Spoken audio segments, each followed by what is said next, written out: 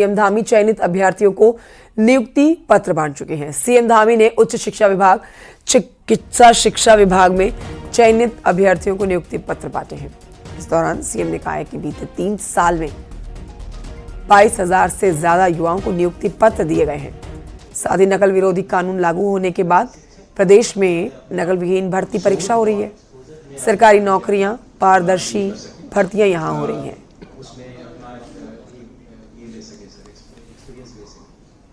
इसके अलावा भी हमने कई कार्यक्रम शुरू किए। वो जो है गंतव्य तक पहुंचाना है। गंतव्य तक तभी पहुंचेगा जब हम सब लोग मिलकर योगदान देंगे। और विकल्प रहित इसलिए कहता हूं संकल्प, कि संकल्प में अगर विकल्प आ जाता है तो संकल्प फिर टूट जाता है, रास्ते हमारे टूट जाते हैं, लक्ष्य हमारा ओझल हो जाता है, सपने हमसे दूर हो जाते हैं। इसलिए कोई विकल्प, संकल्प में कोई विकल्प नहीं आना, यही विकल्प रहित संकल्प है। और संकल्प में कोई विकल्प नहीं आएगा तो संकल्प अवश्य पूरा होगा। पांडे जी ठीक है, ठीक है ना डॉक्टर साहब? बिल्कुल आप जरूर प्रसन्न हो रहे हैं, क्योंकि संकल्प में विकल्प आ गया तो संकल्प टूट गया, फिर वो संकल्प नहीं रहा। इसलिए ये संकल्प मेरा नहीं है, ये संकल्प हम सबका है, पूरे उत्तराखंड वासियों का है। ठीक है डॉक्टर नंदन जी? तो हमें विकल्प रहित संकल्प को पूरा करने में आप सबका योगदान चाहिए, आप सबका साथ चाहिए, आप सबका काम चाहिए, आप सबका जो समर्पण है राज्य के लिए वो भी चाहिए। तो मुझे पूरा विश्वास है कि आप सब निश्चित रूप से इस दिशा में आगे बढ़ेंगे। इसी विश्वास के साथ एक बार पुनः आप सभी के उज्जवल भविष्य की कामना करते हुए मैं अपनी बात समाप्त करता हूं। बहुत बहुत धन्यवाद। धन्यवाद सर, आपके इतने खोजपूर्ण। उधर मुख्यमंत्री धामी आज ऋषिकेश के दौरे पर भी रहेंगे, जहां सीएम धामी किसान और लखपति दीदी संवाद कार्यक्रम में शामिल होंगे। कार्यक्रम में केंद्रीय कृषि मंत्री शिवराज सिंह चौहान भी मौजूद रहेंगे। संवाद कार्यक्रम शाम 4 बजे शुरू होगा।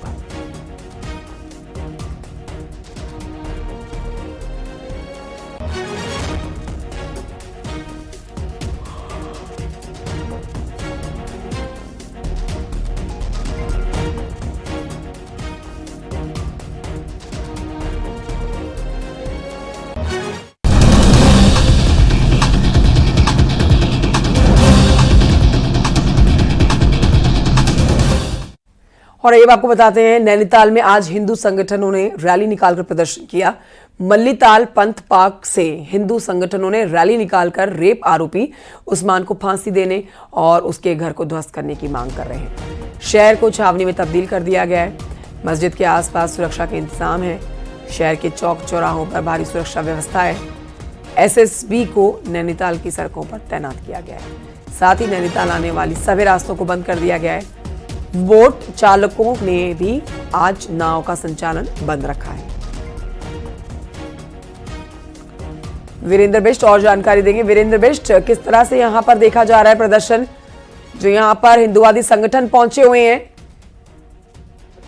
देखिए, जिस तरह से हालात बने हैं, हिंदुवादी संगठनों ने पंथ पार्क में सभा की है और उसके बाद जो पूरा बाजार का भ्रमण किया है, उनको रूट दिया गया था। हालांकि प्रयास ये किया जा रहा है उनकी ओर से कि जो स्टेट बैंक से उनको मस्जिद की तरफ जाने दिया जाए और उसके बाद वो नैना देवी मंदिर में जाएंगे और वो हनुमान चालीसा पाठ पढ़ने के बाद वापस निकलेंगे। लेकिन जिस तरह से पूरा पुलिस फोर्स बल तैनात किया गया है, मस्जिद की ओर जाने वाले सारे रास्तों पर बैरिकेडिंग किया हुआ है। भारी जो फोर्स है, चाहे वो एसएसबी हो या तमाम 2-3 जिलों की जो पुलिस है, चाहे वो अल्मोड़ा की हो, चाहे वो उधम सिंह नगर की हो, नैनीताल जिले की हो, इतना फोर्स आज लगाया गया है। लेकिन एक जो बड़ा अपडेट हमें मिल रहा है वो उत्तराखंड हाईकोर्ट से मिल रहा है कि इसी मामले पर अभी कुछ देर पहले उत्तराखंड हाईकोर्ट में सुनवाई हुई है। कोर्ट ने एक्शन टेकन रिपोर्ट भी एसएसपी नैनीताल से मांगी है और ये कहा है कि हर हफ्ते आपको इन सारी चीजों पर रिव्यू करना है और अपना जवाब कोर्ट में फाइल करना है। अगली तारीख 3 महीनों के बाद कोर्ट ने इस पूरे मसले पर लगाई है। और इसके अलावा जो नगर पालिका ने जो उस्मान को नोटिस दिया था और जो वीरेंद्र, आप नजर बनाए रखिएगा इस खबर पर। फिलहाल की जानकारी के लिए शुक्रिया आपका। उधर नैनीताल कांड का गुस्सा अभी भी थमने का नाम नहीं ले रहे हैं। मंगलवार को यानी कि आज हिंदू संगठनों ने नैनीताल में सार्वजनिक रूप से मिलकर हनुमान चालीसा का पाठ करने का ऐलान किया हुआ है, जिसके कारण नैनीताल में सुरक्षा व्यवस्था बढ़ाई गई है।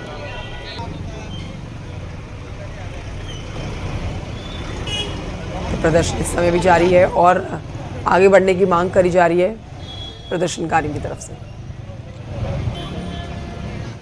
उधर नैनीताल में पिछले दिनों हुई बच्ची से दुष्कर्म की घटना के मामले में बड़ी लापरवाही सामने आई है। बच्ची की मां पीड़ित बच्ची को दिखाने के लिए हल्द्वानी के महिला अस्पताल लेकर गई थी। उसने बाकायदा डॉक्टर को बताया कि उसकी बच्ची के साथ गलत हुआ है, लेकिन महिला डॉक्टर ने इस मामले को उच्च अधिकारियों तक नहीं पहुंचाया। यही नहीं, स्कूल टीचर्स ने भी बच्ची की हालत को नजरअंदाज कर दिया, जिस पर डीएम ने डॉक्टर और टीचर्स के खिलाफ जांच बिठा दी है। ये मामला स्वास्थ्य शिक्षा दोनों विभागों की बड़ी लापरवाही से जुड़ा है।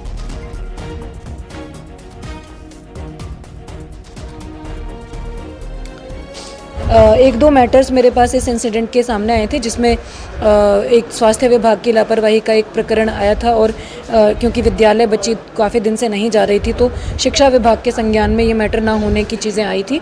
तो दोनों विभागों का स्पष्टीकरण लिया गया है और स्वास्थ्य विभाग का जो हॉस्पिटल का मैटर था उसमें जांच भी एक जो है कंडक्ट करने के लिए सीएमओ को अधिकृत किया है। वो जांच पूर्ण हो गई है। उसकी जो भी दोषी पाई गई हैं उनके विरुद्ध कार्रवाई के लिए संस्तुति करी जा रही है।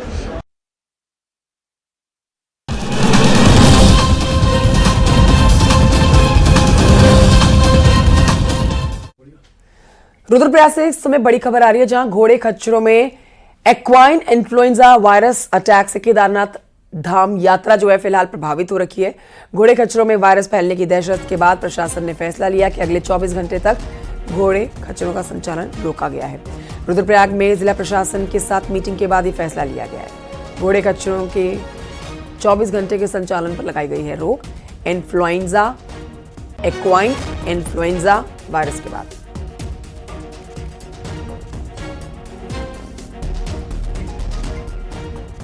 तो पशुओं के अंदर ये वायरस देखा जाता है, जिसमें घोड़े खच्चर जो हैं इस समय उसकी चपेट में आ रखे हैं।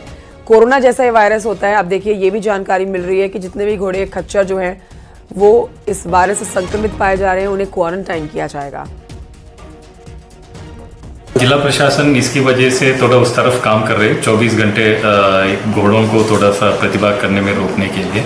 उसके बाद जो जो सिम्टम, जिस घोड़े में सिम्टम आएगी, जैसा नाक से वो बहना, लिक्विड बहने का, तो उसको हम आरटीपीसीआर टेस्ट कराएंगे। आरटीपीसीआर टेस्ट कराएंगे तब उसको अगर नेगेटिव आया तो उसको यात्रा में प्रतिभाग करने का अनुमति देंगे। तब तक उस घोड़े को क्वारंटाइन सेंटर में रखेंगे। केदारनाथ यात्रा में संचालित घोड़े खच्चरों पर एक्वाइन इन्फ्लुएंजा बीमारी के बढ़ते संक्रमण को देखते हुए 24 घंटे की रोक लगाई गई है। ऐसे में यात्रियों को आवागमन में कई दिक्कतों का सामना करना पड़ रहा है। हालांकि पैदल यात्रा और डंडी कंटी का सफर जारी है, लेकिन फिर भी घोड़े खच्चरों के संचालित न होने से लोगों को आवागमन में अब परेशानियां बढ़ने लगी हैं। अब ये भी देखना है कि जिन घोड़े खच्चरों को क्वारंटीन किया जा रहा है उनकी जांच रिपोर्ट अनुसंधान केंद्र हिसार भेजी जा रही है और जांच रिपोर्ट आने के बाद ही ये तय हो पाएगा कि घोड़े खच्चरों का संचालन कब से शुरू हो पाएगा। रुद्रप्रयाग से न्यूज 18 के लिए मैं संदीप भटकुटी। और ये अब आपको बताते हैं कि चारधाम यात्रा के बीच में मौसम ने भी एक बार फिर से मुश्किलें बढ़ा दी हैं। मौसम विज्ञान केंद्र ने 7 और 8 मई के लिए उत्तरकाशी में भारी बारिश का रेड अलर्ट जारी किया है।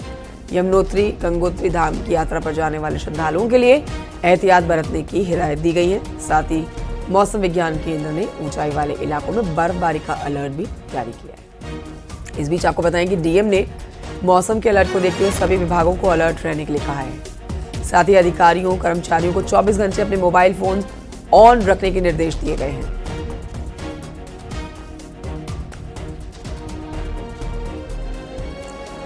अगली खबर चमोली से है, जहां पहाड़ों में सुबह से ही मौसम बदला हुआ है। चमोली में कुछ इलाकों में पिछले 3 दिनों से हल्की से मध्यम बारिश भी दर्ज की गई है। इस बीच यात्रा जारी है। प्रशासन ने चारों धाम यात्रा पर रहे तीर्थ यात्रियों को अपने साथ गर्म कपड़े और जरूरी चीजें ले जाने के निर्देश दिए हैं। पहाड़ों में मौसम विभाग ने अलर्ट जारी किया हुआ है। उत्तरकाशी, रुद्रप्रयाग और चमोली में लगातार मौसम बदला हुआ है। कई जगहों पर बारिश दर्ज की गई है तो कई जगहों पर सुबह से बादल छाए हुए हैं। इस बीच चारों धाम की यात्रा भी चल रही है और यात्रा में अब प्रशासन ने तीर्थ यात्रियों से अपील की है कि वे जब भी हाई एल्टीट्यूड यानी कि बद्रीनाथ धाम पहुँचे तो वहाँ पे गर्म कपड़े अपने साथ रखें ताकि कोई दिक्कत या कोई परेशानी तीर्थ यात्रियों को ना हो। मैदानी इलाकों में जिस तरीके से गर्मी है और ऊंचाई वाले इलाकों में जिस तरीके से ठंड बढ़ रही है उससे कहीं ना कहीं तीर्थ यात्रियों के स्वास्थ्य पर असर पड़ता है और उनको कभी कभी बड़ी दिक्कतों का सामना भी करना पड़ता है। ऐसे में प्रशासन ने सभी को अलर्ट किया हुआ है। आप देखिए इस समय हम बद्रीनाथ राष्ट्रीय राजमार्ग पर मौजूद हैं। लगातार गाड़ियां बद्रीनाथ धाम से आ रही हैं और जा रही हैं। जो यात्रा है वो लगातार चल रही है और जिस तरीके से लगभग 14 से 15 हज़ार तीर्थयात्री प्रत्येक दिन बद्रीनाथ धाम पहुंच रहे हैं तो ऐसे में जो मौसम विभाग का अलर्ट है उसमें सावधानियां बरतनी बहुत ज़्यादा आवश्यक है। सड़क मार्ग सुचारू हैं, यात्रा लगातार जारी है और अभी भी अगर बात करें तो अगले 24 घंटे इसी तरीके से पहाड़ों में बादल छाए रहेंगे। कुछ जगहों पर बारिश दर्ज की जा सकती है तो कुछ जगहों पर मौसम सामान्य बना रहेगा। नितिन सेमवाल, न्यूज़ 18, चमोली। खबर चमोली से जहां पर सिखों के प्रसिद्ध धाम हेमकुंड साहिब की तस्वीर सामने आई है। अब इस तस्वीर में आप देखिए भारतीय सेना के जवान बर्फ हटाने का लगातार काम कर रहे हैं, लेकिन मौसम अब तक खुला नहीं है, इसलिए बर्फ हटाने में दिक्कत भी आ रही है। 25 मई से शुरू हो जाएगी हेमकुंड साहिब की यात्रा। 20 मई तक हेमकुंड साहिब का रास्ता साफ कर दिया जाएगा, ये इन सेना के जवानों का कहना है। बार बार बदल रहा है मौसम, इसकी वजह से दिक्कत आ रही है जवानों को। सेना का जो ये पूरा जत्था लगा हुआ है रास्ते को साफ करने के लिए, बदलते मौसम को एक बड़ी वजह बता रहा है। इसी वजह से समय लग रहा है।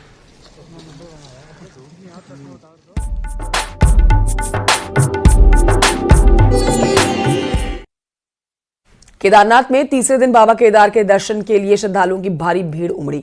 बाबा के द्वार खुलने के दौरे चौथे दिन 26,000 से ज्यादा श्रद्धालु यहां पहुंचे और अगर अब तक जितने दर्शन लोग यहां से करके गए हैं उनकी अगर आंकड़े की बात करें तो वो 1 लाख से पार हो चुका है। हर दिन हर घंटे ये आंकड़ा बढ़ता जा रहा है।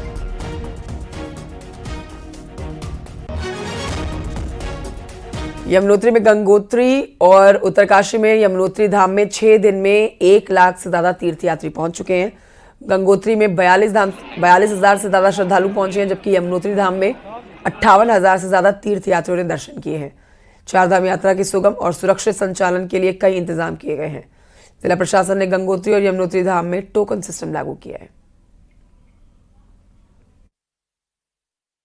हमारा जो यातायात प्लान है और हमारा जो क्राउड मैनेजमेंट प्लान है जो बनाया था उसी के हिसाब से यात्रा हमारी चल रही है और बहुत सुगम, सुव्यवस्थित और सुरक्षित यात्रा हमारी चल रही है।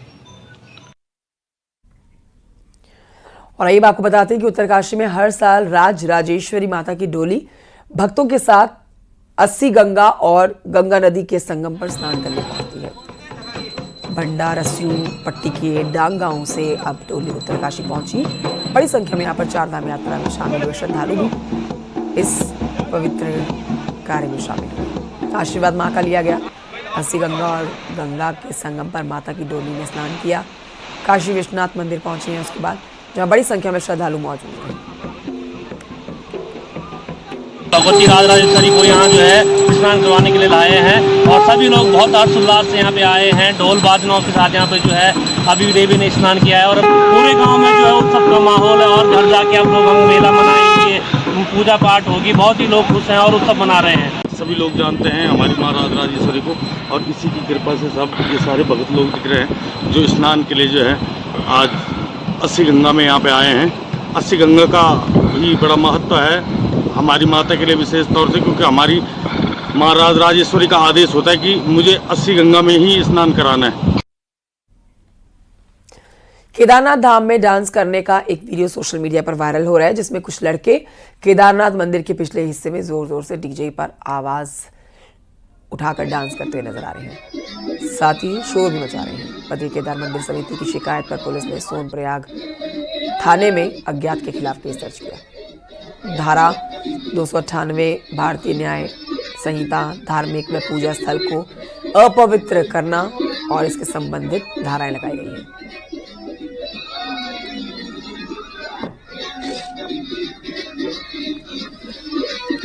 आदि कैलाश यात्रा शुरू हो चुकी है और देखिए बीते कुछ सालों से इस यात्रा को लेकर देश भर में लोगों को काफी ज्यादा उत्साहित देखा गया है। अब आलम यह है कि यात्रा के जरिए बॉर्डर के इलाके भी आबाद रहने लगे हैं, लेकिन ये यात्रा इतनी आसान भी नहीं होती जितनी दिखती है। 15,000 फीट की ऊंचाई पर जाने के लिए यात्रियों को कई चुनौतियों का सामना करना पड़ता है। देखिए रिपोर्ट।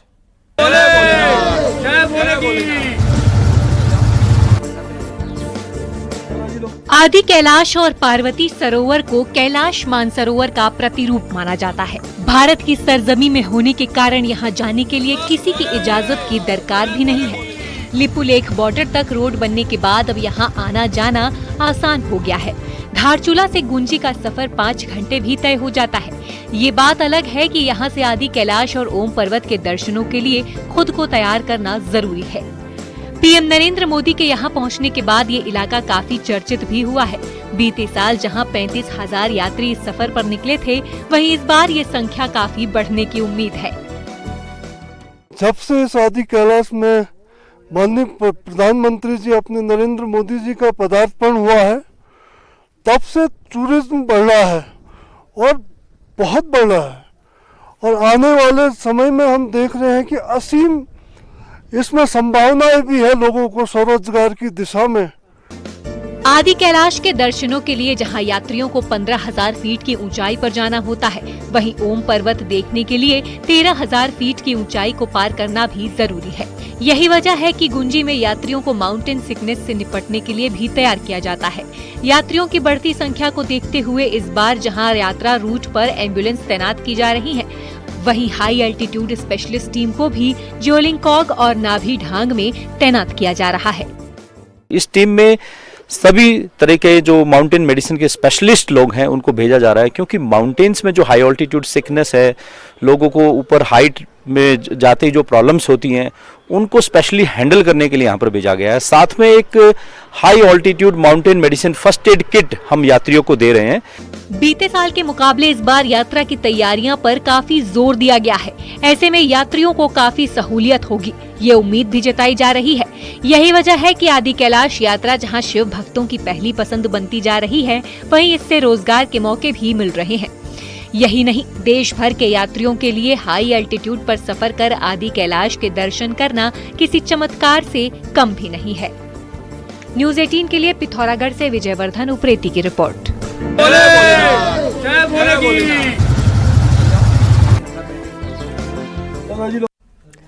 हरिद्वार में नगर निगम जमीन खरीद घोटाले की जांच तेजी से आगे बढ़ रही है। जांच अधिकारी सीनियर आईएएस रणवीर सिंह चौहान ने हरिद्वार के सराय पहुंचकर विवादित जमीन का स्थलीय निरीक्षण किया।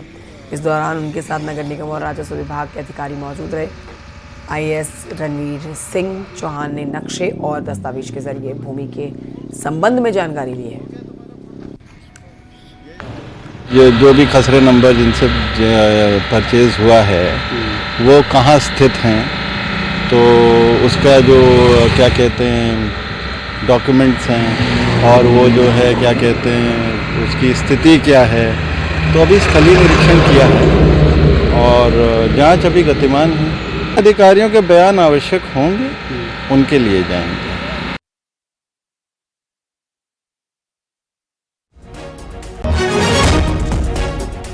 हादसे में गंभीर रूप से घायल सिंगर पवनदीप राजन नोएडा के एक प्राइवेट अस्पताल में भर्ती कराए गए हैं, जहां पर पवनदीप की 6 घंटे सर्जरी चली और डॉक्टरों का कहना है कि मल्टीपल फ्रैक्चर्स हुए हैं।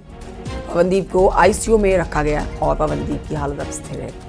अस्पताल शाम 4 बजे पवनदीप का हेल्थ बुलेटिन जारी करेगा। सोमवार को सिंगर पवनदीप राजन की कार अमरोहा में हाईवे पर खड़े कैंटर के पीछे से टकरा गई थी।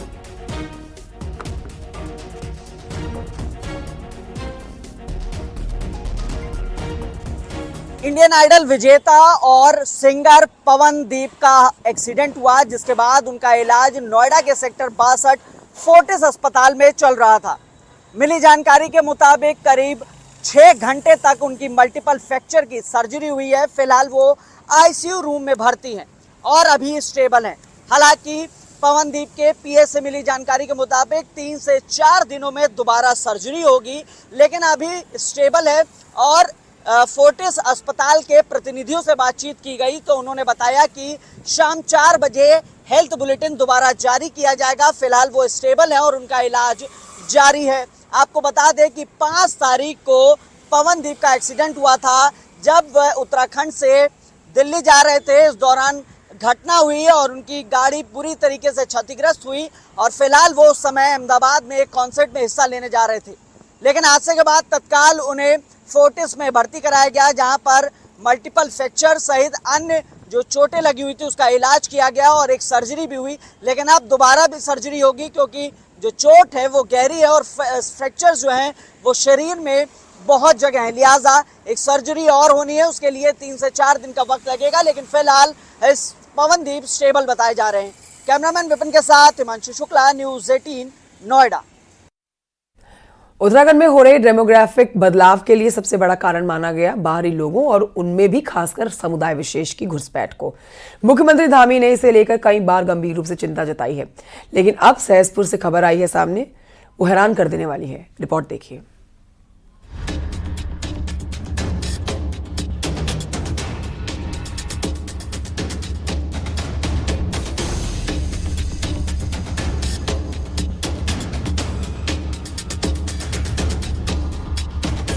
प्रदेश भर में खोले गए कॉमन सर्विस सेंटर के जरिए 100 से ज्यादा सरकारी सेवाएं संचालित की जाती हैं, जिनमें आधार, पैन कार्ड, वोटर कार्ड, आय प्रमाण पत्र, जाति प्रमाण पत्र जैसे दस्तावेज बनाना या अपडेट करना भी शामिल है।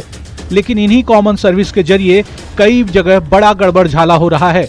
इन्हीं में से एक है सहसपुर ब्लॉक के खुशहालपुर पंचायत का ये घमोला कॉमन सर्विस सेंटर। इस सेंटर पर आरोप है कि मार्च में यहां से परिवार रजिस्टर की 6 फर्जी नकलें जारी की गई थी, जिनमें 24 लोगों का नाम शामिल था। स्क्रूटनी के दौरान पकड़ में आई इस गड़बड़ी को ग्राम पंचायत विकास अधिकारी ने निरस्त तो कर दिया, लेकिन चिंता इस बात की है कि ऐसे ना जाने कितने लोगों ने फर्जी परिवार रजिस्टर की नकल निकाली होगी। असलम खान के द्वारा 6 परिवार की नकलें अप्लाई की गई थी, जो कि गलत तरीके से बनाने की कोशिश कर रहा था। उसमें हमारे सचिव साहब के द्वारा उनको निरीक्षित किया गया है।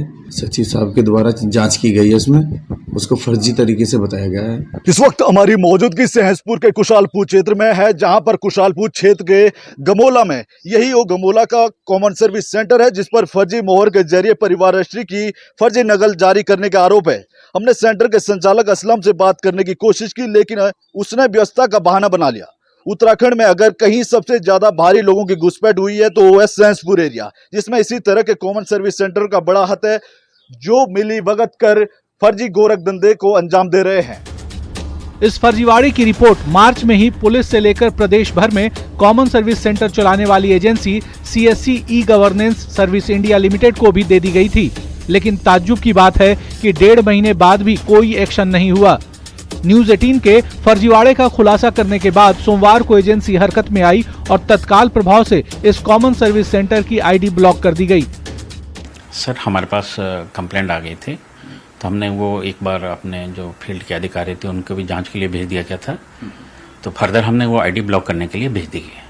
मैं अभी मौजूद हूँ CSC e governance services India limited के उसी ऑफिस में, जहाँ से पूरे प्रदेश में जो भी CSC सेंटर हैं वो यहाँ से उनकी लगातार मॉनिटरिंग होती है। आप यहाँ पर देख सकते हैं। ताज़ा जो मामला है ये विकासनगर की खुशहालपुर ग्राम पंचायत का है, जहां पर एक CSC सेंटर में बड़ी गड़बड़ियों की शिकायत है कि वहां पर फर्जी तरीके से डॉक्यूमेंट्स बनाए जा रहे हैं या परिवार रजिस्टर की नकल बनाई जा रही है। सरकार इस पूरे मामले को लेकर बेहद गंभीर है। मुख्यमंत्री पुष्कर सिंह धामी कई मौक़ों पर ये बात कह चुके हैं कि ऐसे तमाम लोगों को जो फर्जी प्रमाण पत्र के जरिए यहाँ पर उत्तराखंड में घुसपैठ कर रहे हैं या उत्तराखंड की नागरिकता यहाँ पर ले रहे हैं, उन पर कड़ा एक्शन लिया जाए। इसमें CSC सेंटर की संलिप्तता एक गंभीर मामला है। राज्य में ऐसे ही फर्जी राशन कार्ड, परिवार रजिस्टर की नकल, आधार कार्ड, वोटर ID का फायदा उठाकर बॉर्डर इलाकों में बड़े पैमाने पर घुसपैठ हो रही है। लोग रातों रात उत्तराखंड के स्थायी निवासी बन जा रहे हैं।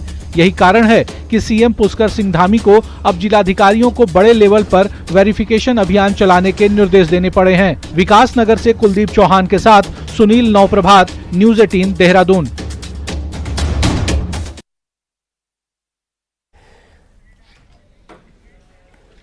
पहाड़ों पर मौसम पल पल बदल रहा है। चारधाम यात्रा के लिए देश भर में श्रद्धालु ऋषिकेश पहुंचकर यात्रा कर रहे हैं। ऐसे में ट्रांजिट कैंप में स्वास्थ्य विभाग की टीम यात्रियों की हेल्थ स्क्रीनिंग कर ठंड और मौसम से बचाव की गाइडलाइन दे रहे हैं, जिससे तीर्थ यात्रियों को यात्रा में परेशानी ना हो।